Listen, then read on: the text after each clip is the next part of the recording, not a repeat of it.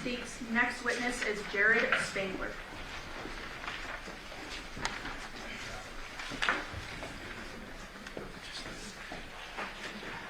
Do you need me to do anything with the exhibit? Thank you, though. Are you doing that? No, I'm doing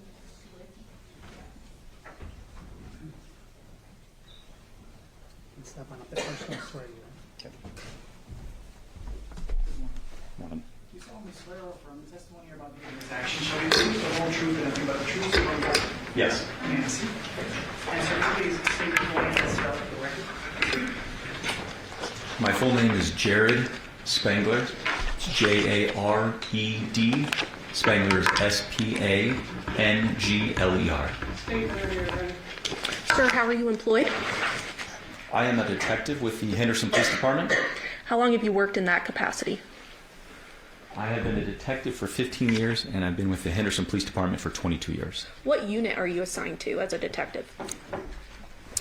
I currently work in the Digital Forensic Lab. Can you tell the ladies and gentlemen of the jury a little bit about that unit? Yeah, the Digital Forensic Lab analyzes cell phones, computers, tablets, vehicle infotainment systems, smart devices. Anytime there's a crime that occurs where there's an electronic device that may have potential evidence, it comes to the Digital Forensic Lab, and we analyze it in a forensically sound method so that we can extract the data and then be able to present it to the detective for their investigation, for their final determination of what they're going to do with their investigation. And what type of programs are used to do that? There's several different programs. We have, specifically for cell phones, we use Celebrite. We also use another software company called Axiom. Those work as well for tablets. When it comes to vehicles, we have a software system called Burla. And there's some other ones, but those are the main ones that we utilize to extract the data from those devices and then to analyze that data. Can you tell us a little bit about your background, training, and experience that makes you qualified to be able to do these investigations? Yes. So, like I said, I've been in the Digital Forensic Lab for about 10 years now. I've performed over 3,900 examinations, all sorts of different devices. I've been trained by the FBI, the HSI, Secret Service. They have a national facility that they train law enforcement in how to perform these type of investigations. I've received a little over 1,200 hours of training and certifications from that facility alone. I've also had training and certifications from every specific vendor for the programs that we utilize. So like I said, Celebrite and Axiom and Burla, those softwares that I mentioned, I'm certified to use those as well. They have specific vendor certifications, and I have those as well. So then turning your attention to this case, on August 8th of 2023, were you contacted by Detective Ozawa in regards to a vehicle infotainment system? Yes, I was. And was the obtaining of that vehicle infotainment system a part of a search warrant that was granted by a judge? Yes, that is correct. And this was for a homicide investigation that had occurred on August 7th, 2023, or began at that time? Correct. I believe the request was made by Detective Ozawa for this investigation, the digital investigation, and that was to be performed on a gray 2017 Nissan Armada. Is that correct? That is correct, yes. And the VIN number for that is JN8AY2NF9H9300802. Is that correct? That sounds correct. Do you have a reason to dispute that? That sounds right, yeah. Okay. And it was your understanding that that vehicle had belonged to a Devyn Michaels, correct? Correct. And did you actually make contact with the vehicle? I did, yes. Where did you make contact with the vehicle? The vehicle was located in the basement of our police station, and so that's where I went to the basement. And is that common sometimes for vehicles to have their investigations done in that basement area? Yes, it's a secure area where it's not going to be disturbed. No one will be around the vehicle. It has a door that prevents anybody from coming and potentially altering any evidence or anything like that. So it's a very contained area, is that right? Yes. When you came into contact with the vehicle, it had already previously been sealed prior to being transported to this basement, correct? That is correct.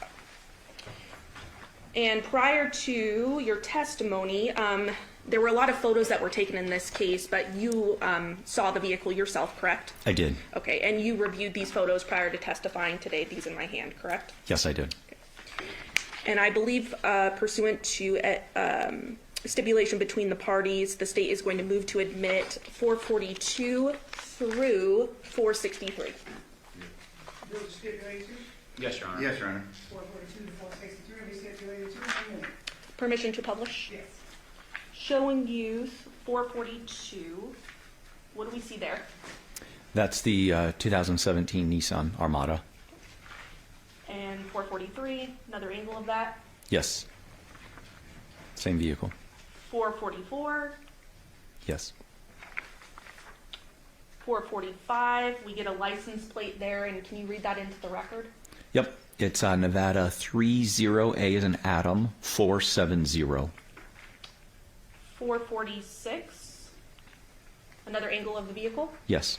And I want to note sort of both passenger doors to this vehicle. There appears to be these red tapings there. What are those?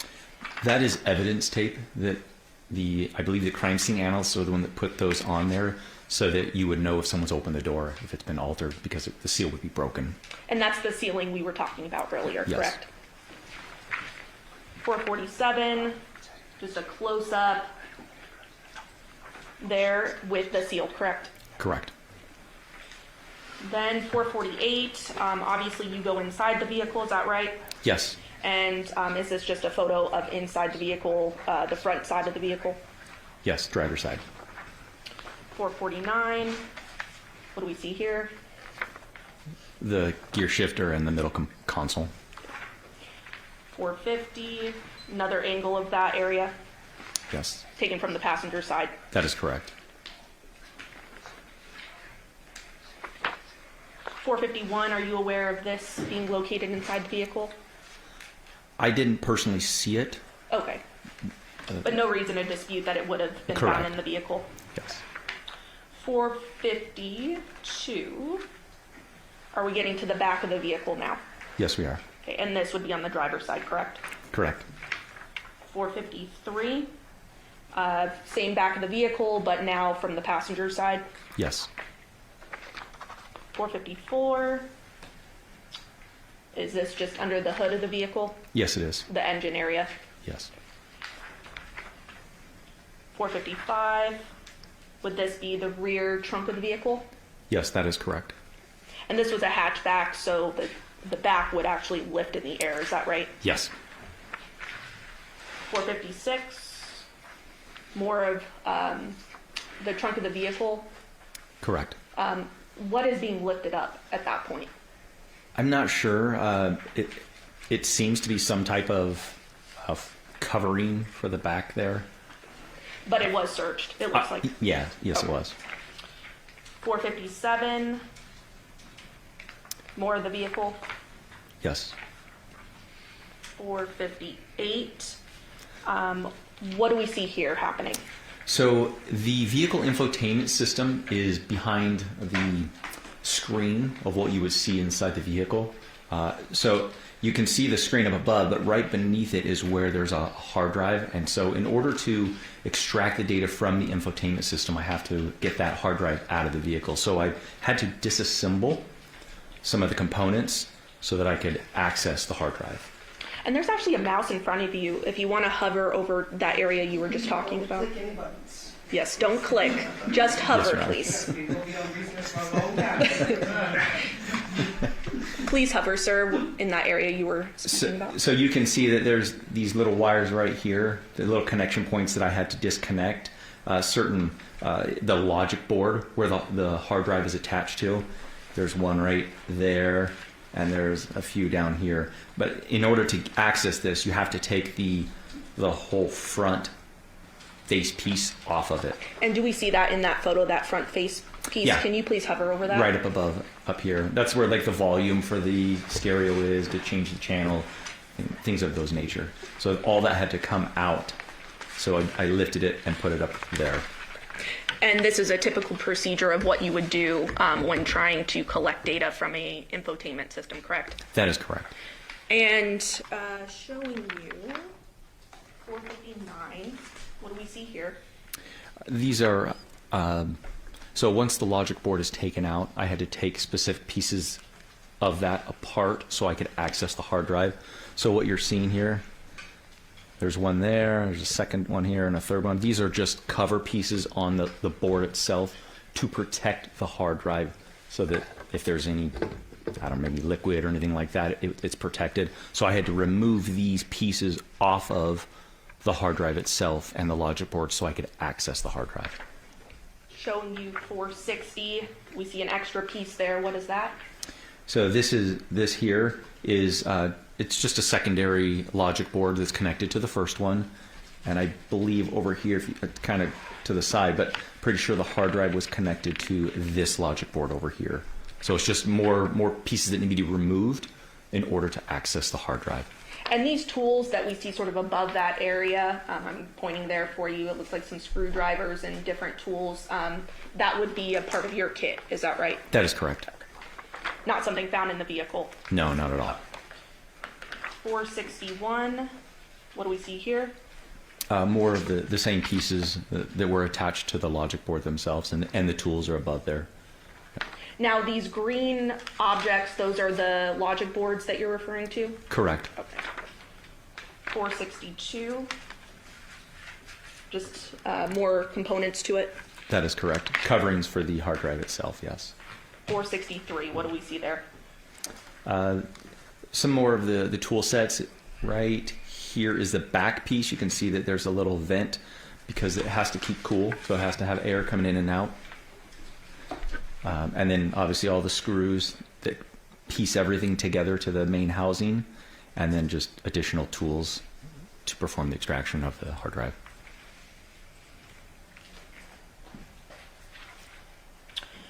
So now that you've taken apart the infotainment system, what do you do after that point? So once the hard drive has been removed from the logic board, I bring the hard drive back to the digital forensic lab, which is in the same building. I take it up to the digital forensic lab, and I connect the hard drive to a forensic computer. We have to use forensically sound methods, which means we have to prevent anything being written to the hard drive. So we use a write blocker, which only allows us to see the contents on the hard drive. So I can see the contents, but I'm not able to alter those. That way we preserve the evidence. So at that point, we create a digital forensic fingerprint, we'll call it. It's a hash value, but it's a fingerprint of the data on the hard drive. So when I extract the data and I put it on my forensic computer, I can then create another fingerprint and compare the two to what it was before and what it was afterwards to make sure they match. So I extracted the information, put it on the forensic computer, then I open up the Burla software that I mentioned earlier, which allows us to process and analyze the specific data on that hard drive. So specifically, what type of data is being imported into this Burla software? So the hard drive contents itself, there's databases. That's usually what infotainment systems have, are databases. Kind of think like an Excel spreadsheet. It's a database with input, data on there. And from there, it has to be analyzed. It has to be sorted through to figure out what specifically is it saying. What is the data? So it may be an oversimplification, but it's essentially Burla acts as sort of a reader of the data. Is that right? Yes. And then puts it in a reader-friendly format so that you can actually see what this data is saying. That is correct. And it's not altering the data at any point when you're importing it from the drive into the Burla system, correct? Correct. So after you do that, the raw data is now inside the Burla system. What does the system do? Or what does the software do at that point? It allows the user to be able to analyze it. So it, specifically for infotainments, this infotainment system, it recorded GPS location. And that GPS location is organized in trips. So when you start the vehicle, As soon as you put the key in and it turns it on to the accessories or on to the on position, it begins recording GPS, and it records that as a trip. So we'll just say that's going to be trip number 1. Every second that GPS is recording on that trip number 1. So you may drive from here, point A to point B. As soon as you turn the vehicle off, that's trip 1. If you take the key out, you turn it back on, now you're on trip 2. And so it organizes it in these databases I was mentioning earlier. It organizes it in a process where you can see the trips. You can see the latitude, the longitude, the elevation, the speed during each GPS waypoint. So it records all these waypoints, and it's organized in a way. So Burla, the software, allows us to go through and map all those waypoints, those GPS waypoints, so we can see the trip. So we can physically see, okay, this is where it started, and it's going along, and this is where it ended. And this was the speed, and such and such. And it takes into account dates and times, correct? Yes, I forgot to mention, I apologize. It does, every second that the GPS pings, as we'll call it, it records a date and a timestamp.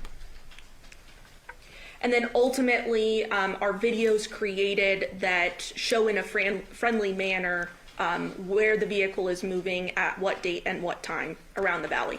Yes, the software, the Burla software allows you to take one of those trips and animate it so that it's what we would be visually appealing for us, what we're used to seeing. It puts it on a map, and you can see it, plot it. You can see the vehicle go the direction and go from point A to point B. So now that you have this raw data or this information that was put into the Burla software at this point, it's in a way that you can actually read it now. You then get some information that was gathered from Detective Ozawa, correct? Yes. Okay, and that was related to the investigation. Specifically then, having that information, did you hone in on the dates of August 6th, 2023 to August 7th, 2023? Yes. And that was because that was of importance in the investigation, correct? That is correct. Okay. And how do you actually do you just filter to those dates and times, or how do you just hone in on that? Yeah, because everything's recorded in a descending from the oldest to the newest, you just scroll down to the dates you want, and you can see everything in with a 24-hour period or a 12-hour period, whatever is requested by the detective. And so he requested a specific time period, and so I just scrolled down and highlighted those at that point. Those were the focus. And you were able to find 11 videos of evidentiary value, is that right? Yes. And so that would essentially be 11 trips or so? That's correct, yes. Okay. And prior to testifying today, you provided those trips on a flash drive, is that correct? Yes, I did. And I believe at this time, Your Honor, pursuant to stipulation of the parties, the state is going to move to admit Exhibit 7. Yes, Your Honor. Permission to publish? Yes.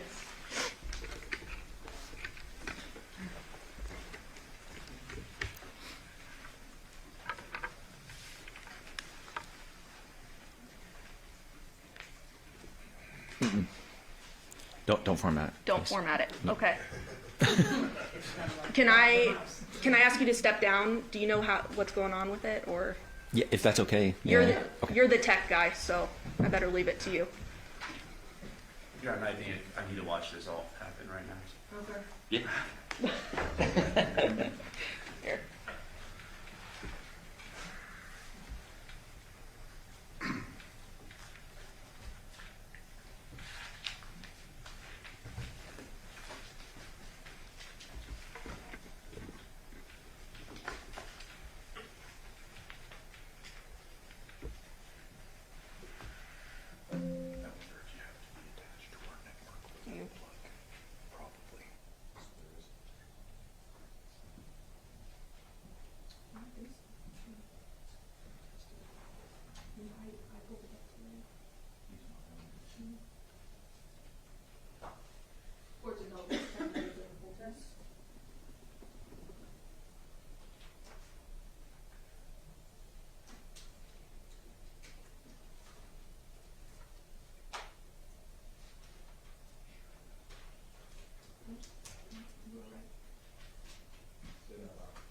You were right. Yes. This is why we employ the experts.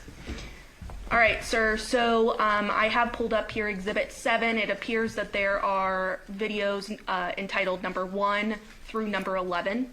We don't see it. Oh, that would Sorry. be helpful.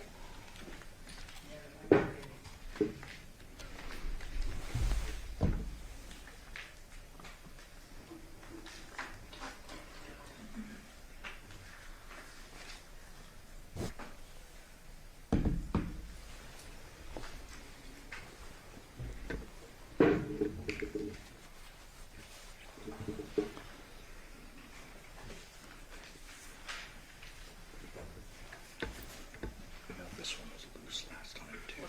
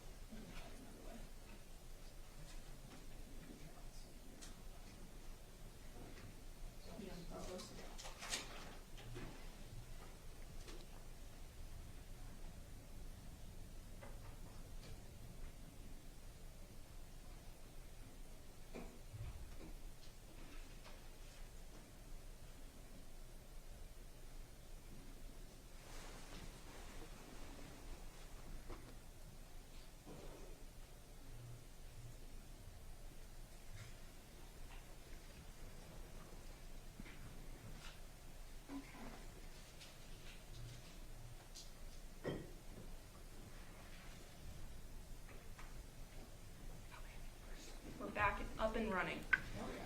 All right, so we see here again video number 1 through video number 11 of Exhibit 7, correct? Yes. Okay. And going through this, obviously you went through each video, and there's certain trips that became important as part of the investigation, correct? Yes, that's correct. So we're going to open up video number 1.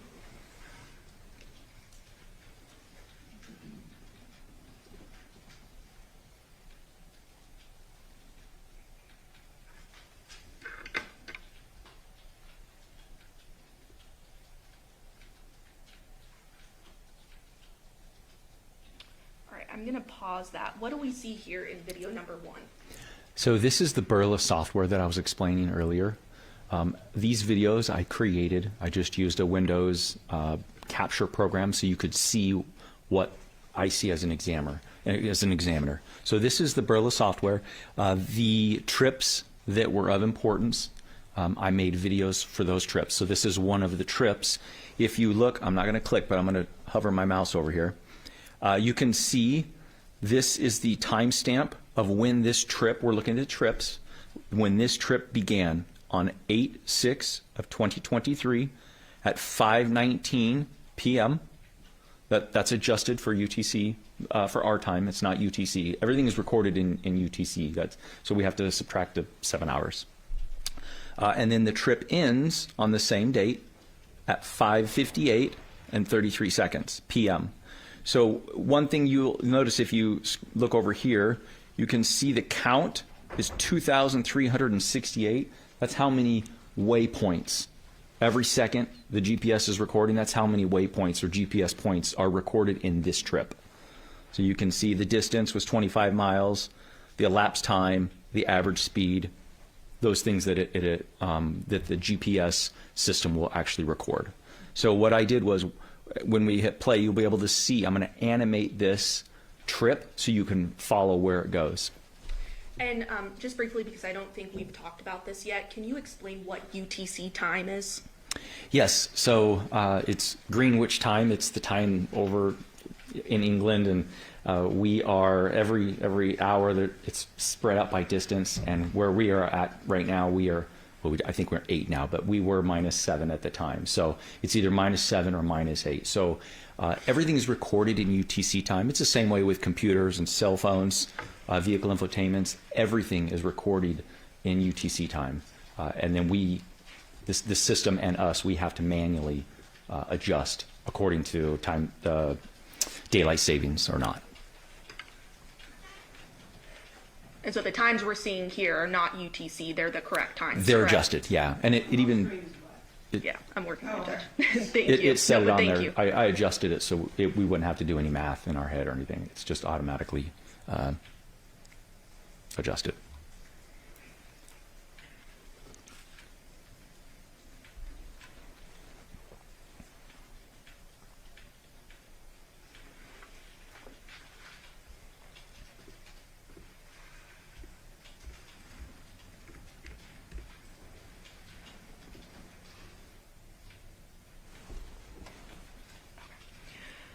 Okay, so I'm gonna go ahead and press play on this video. And then I think we saw you click animate tracking. That's that process you were explaining previously, right?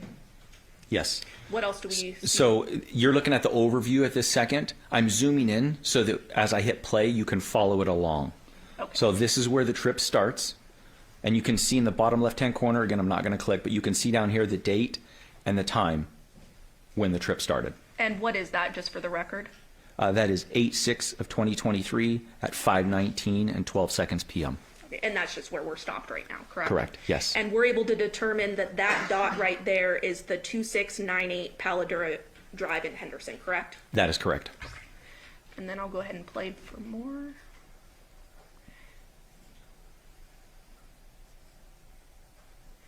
And what I notice right now is it's going fairly quickly.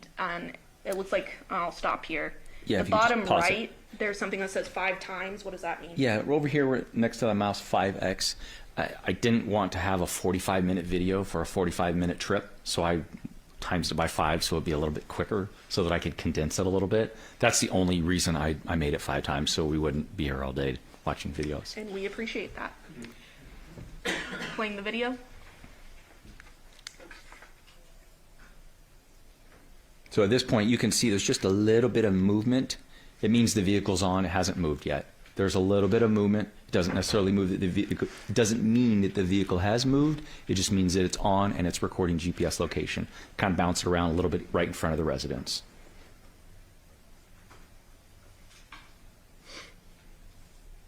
And you can see down here the seconds are moving rather quickly, but you can see the seconds there. Roughly 20, 25. And so on. I'm going to skip ahead a little bit here.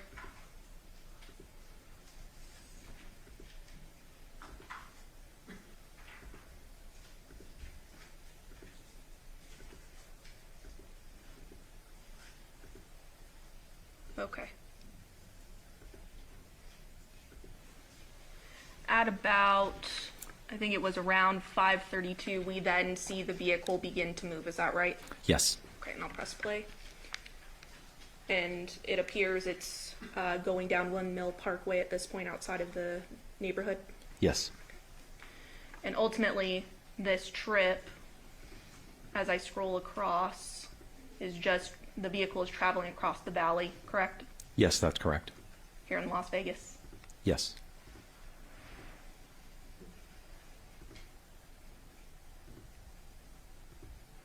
And then ultimately, the vehicle comes to a stop, is that right? Yes. And that stop happens at 5510 Porcupine Rim Street, correct? Yes, that's correct. And that's essentially the end of this trip. Yes. Okay. Then we have another trip, and that's labeled as video number 2, correct? Yes. Publishing. You might have to use VLC.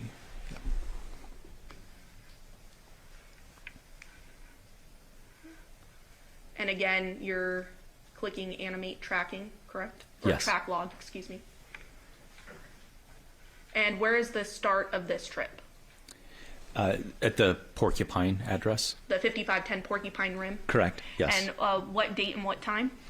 You could see the date down here. It is 8/6 of 2023 at 7:37 p.m. Pressing play. And again, vehicle begins to travel, correct? Yes. I'm just quickly scrolling through. Again, this is at 5 times that you have it set at, correct? That is Or correct. 5x.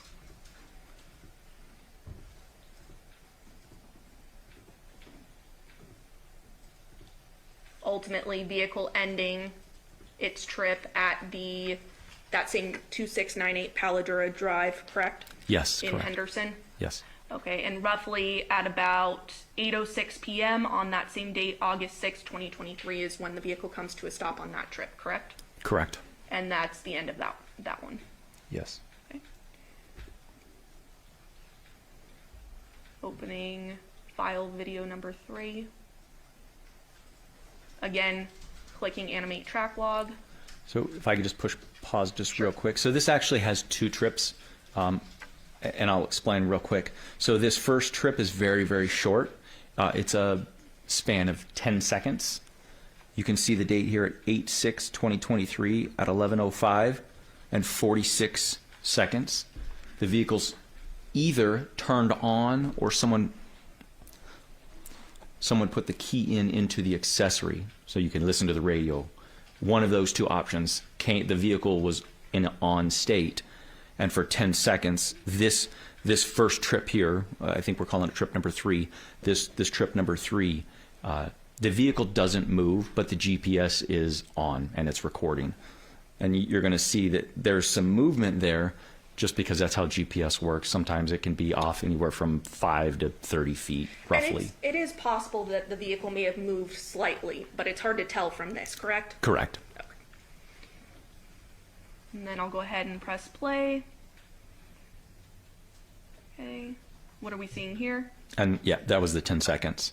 So I don't stop recording at this point. I now go to the next one, which is a few hours later. And I'm just going to pause.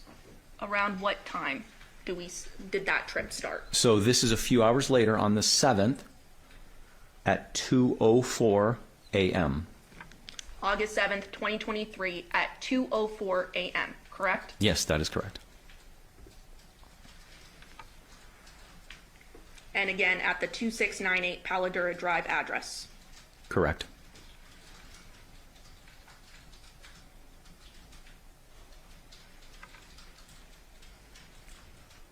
And the vehicle is now moving, correct? Yes. Going down Windmill. Yep.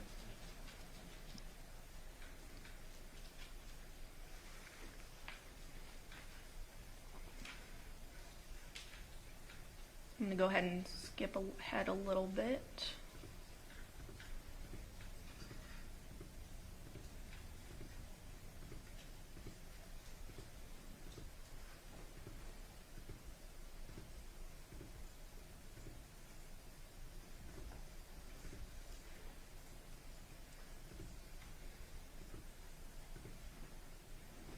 And I'm going to pause here. It looks like at about 2:28 in the morning, same date, August 7th, 2023, it looks like the vehicle is sort of hovering in this one location for a bit. Is that right? Yes, that's correct. And we determined that that was CVS located at Cheyenne and Durango with the address of 8320 West Cheyenne Ave, correct? Yes, that's correct.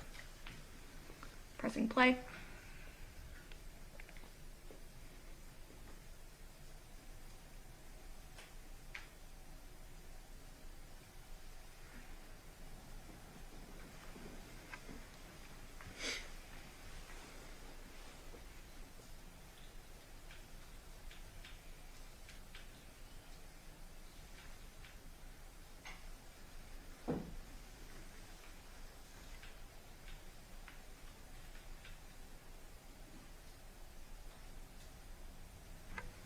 The vehicle is now moving, is that right? Yes. At about 2:31 in the morning, Yes.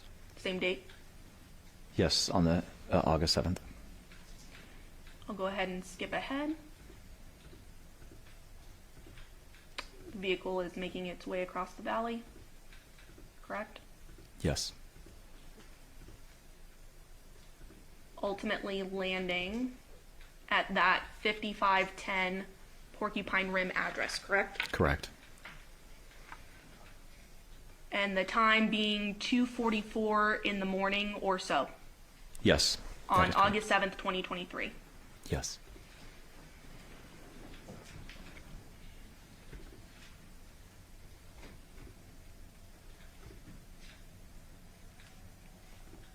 Playing video number 3 with the annotation zoomed in at the end.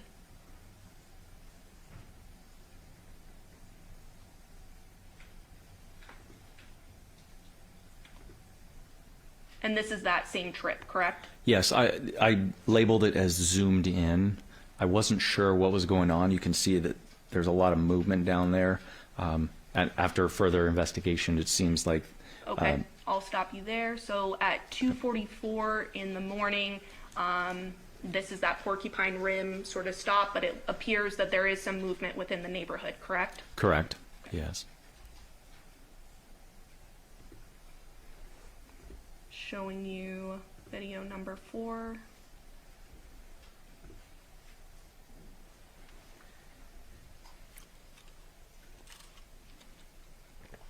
This is a new trip, correct?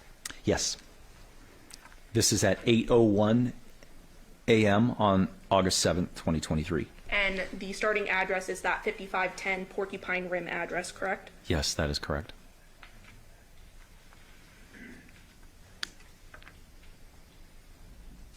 And I'll go ahead and skip ahead.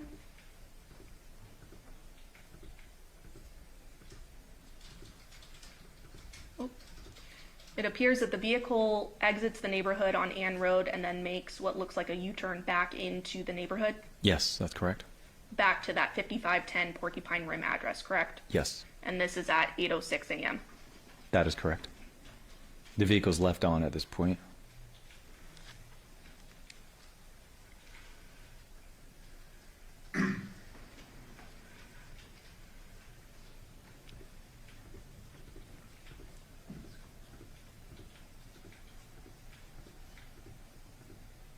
The vehicle begins moving again roughly at 8:10 Yes. in the morning. Go ahead and skip ahead.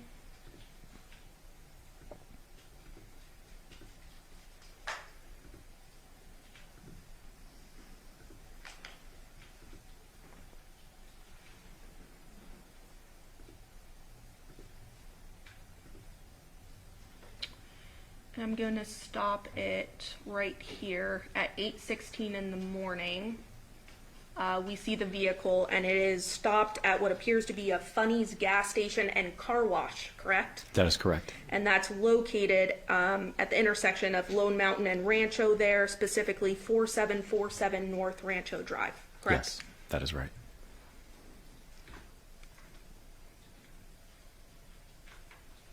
Pressing play.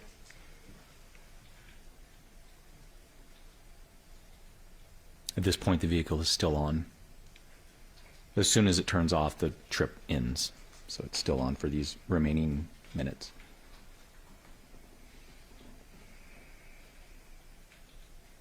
There appears to be some slight movement there around 8:18 in the morning, correct?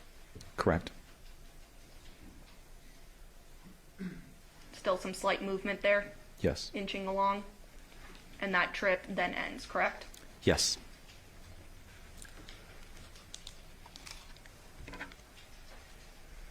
Okay. Publishing video number 5.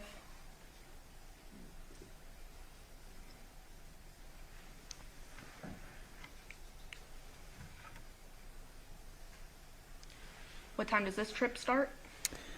This is on August 7th, 2023 at 8:21 a.m. And this, again, we're starting at that Funny's car wash Correct. gas station.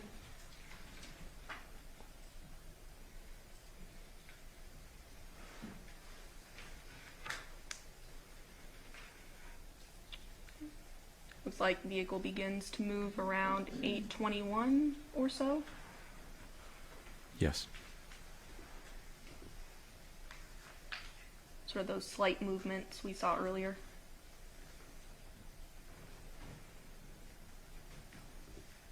And now the vehicle is moving out of that area, correct? Correct. The vehicle then proceeds through the valley.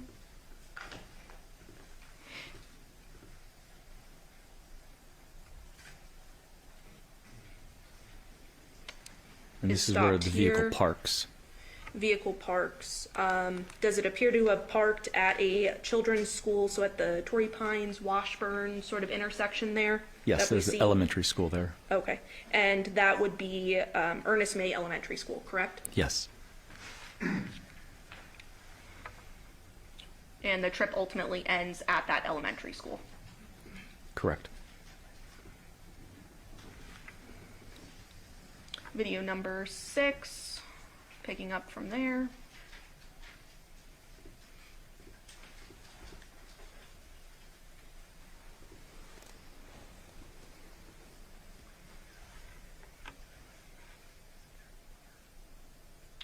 And around, it appears 9:27 in the morning is when this trip starts, still on August 7th, 2023. And again, we are starting at that Ernest May Elementary School, correct? That is correct.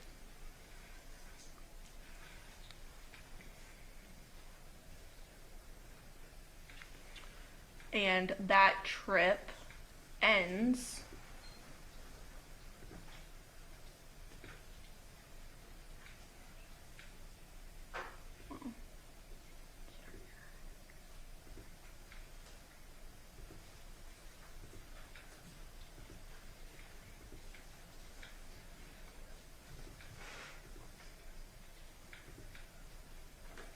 vehicle goes back to that 5510 Porcupine Rim address, correct? That's correct. And ultimately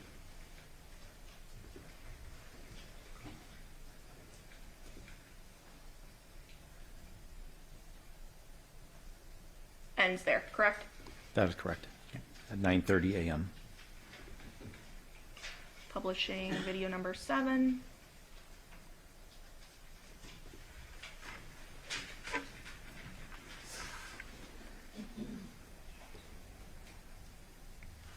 Trip starts at that 5510 Porcupine Rim, correct? At 9:35 a.m. Yes, on August- August 7th, 2023.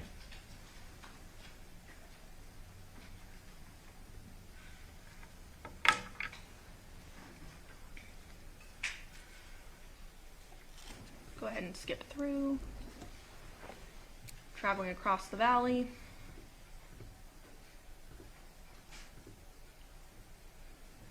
Looks like it's on Summerlin Parkway. Ultimately, trip is concluding at 9:57 a.m. That is correct. And that appears to be Summerlin Hospital, 657 North Town Center Drive, correct? Yes, that's correct. Publishing video number 8.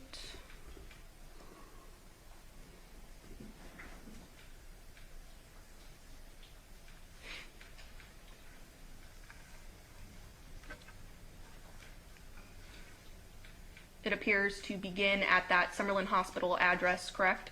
Yes. At 10:09 a.m. Yes, on August 7th, 2023. that is right. Eventually ending at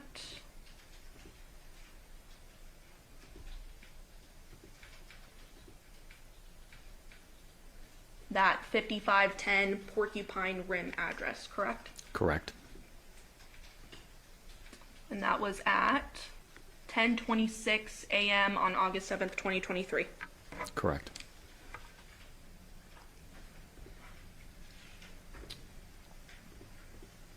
Publishing video number 9. The next trip.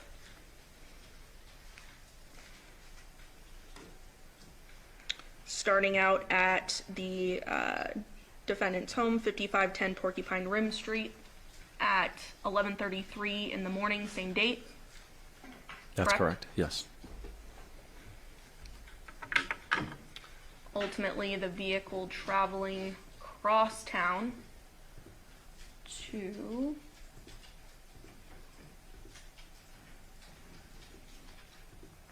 scrolled a little too fast there. It appears the 2698 Paladura Drive address gets there around 12:07 in the afternoon. Yes, that's correct. And the car stays on at this point, it looks like. Yes. Yes. Scrolling forward a bit.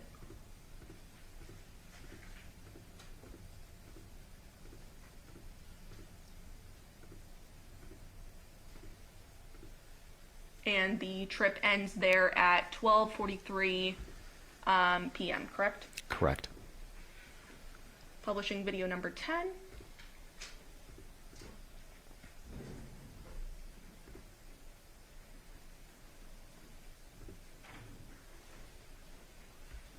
Next trip. Starting out at that 2698 Paladura Drive, correct? Yes. At 12:51 p.m. or so. Correct.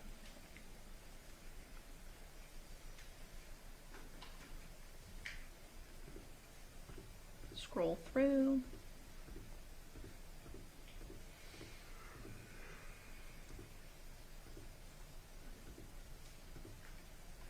Trip ends at about 12:54 p.m. and it appears that it ends at a Taco Bell at the corner of Windmill and Pecos, correct? Correct. It's like a parking lot right there. Finally, video number 11. Publishing. It's the next trip. And it originates from that Taco Bell at 1:31 p.m. on the same date.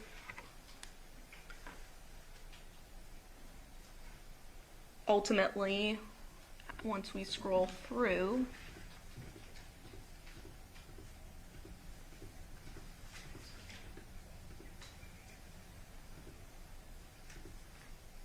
ending at that 5510 Porcupine Rim address, correct? Correct. And it ends at 2:01 p.m. on August 7th, 2023.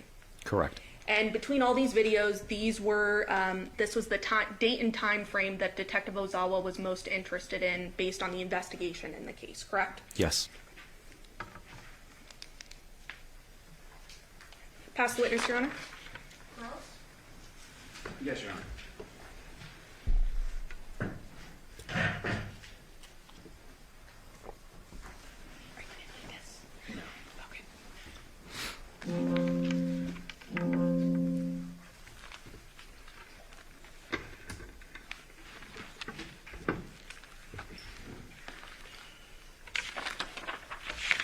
Detective Spangler, now, when the car comes in, you're the one that actually physically goes in and pulls out the unit, correct? Inside the vehicle? Yes. Yes, that is correct. So it's sealed at the scene, and it's not open until you open the door, correct? I didn't open the doors. The crime scene analysts, since they're the ones taking the pictures, they physically open the doors. Were you present for that? When they opened them? Yeah. No. Okay. In your time in spending the car pulling out this unit, you kind of observe the general condition of the car when you're pulling out the unit, right? Yes. I'm putting up what's State's Exhibit 458. And then how do I switch over to this?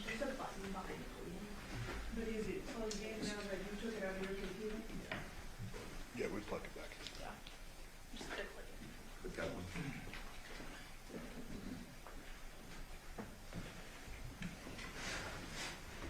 And right here is where you take the unit out, correct? Mm-hmm. Yes, that is correct. And you see this, console with brushes and various items of Miss Michaels, correct? Correct. I'm going to put up what's State's Exhibit 448. This is a different view from the car, correct? Yes, the driver's side. And you would go into the driver's side to get that unit, so you would probably sit in the driver's seat and pull that out. I believe I accessed both sides, Both at sides, some okay. point So throughout. you're aware of the condition of the car and kind of what's in there, In the front, yes. right? It's kind of a messy car from your view of this, correct? I have teenagers, so my idea of messy might be a little different. Well, it doesn't look like it would just, it's not wiped out. I mean, look, she's got brushes, there's things in the car, it's dirty, we dirt on the floor. So it doesn't look like it just went and got detailed. Correct. Now, when you're accessing this unit and as you're pulling it out and looking at the console, and like you said, you accessed both sides of the car from the driver's side and potentially the passenger side, Yes. you didn't observe any blood in the car, did you? I don't recall any blood. Nothing on the steering wheel? I don't recall touching the steering wheel, so I don't know, but I from my memory, I don't recall any blood on the steering wheel. But you're in the middle looking at the console where someone would be touching, obviously if they put the car in gear, they've got the shift knob, so they would have to touch that. You didn't see any blood on that. I didn't.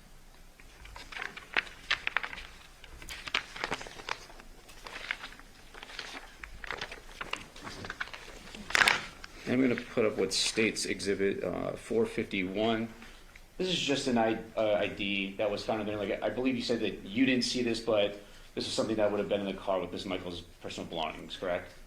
Yes, I personally didn't see this, so I don't know where it was, but the crime scene analyst must have taken it, so yeah. Now, going back to the videos that the state put up, there was a end of video 3. There was like some squiggly lines kind of going. Do you remember that? Yes. And you previously testified that when the car is there, it can give or take 30, 50 feet. In that clip, it looked like it was zoomed in on. 5 to 33 feet. 5 to 33 feet. Correct. Okay. And then, are you aware of the Funny's gas station, or you just know the location? I'm not aware of it. I just look at the map. So it's not like Yeah. you went out to Funny's and looked and saw what was there. No. Funny's gas station has gas pumps. I would imagine. And if I told you there was one, do you have any reason to disagree with me No. at that location? No. Now, you looked at the infotainment system. Were you asked to do anything else on this case? To examine anything by Detective Ozawa at his request? Yes. Later on, there was I believe it was a cell phone. Cell phone, Samsung Galaxy Z Fold 4 cell phone.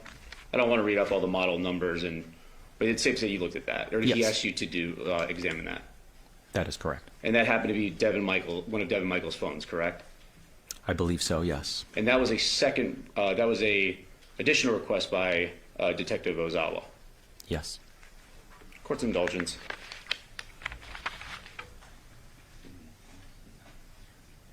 No further questions, Your Honor. Any follow-up, state? Nothing from the state, Your Honor. Do the ladies and gentlemen of the jury have any questions for this witness? Okay, statement of response. Sir, you are excused. Thank you very much for your Thank you. testimony here today.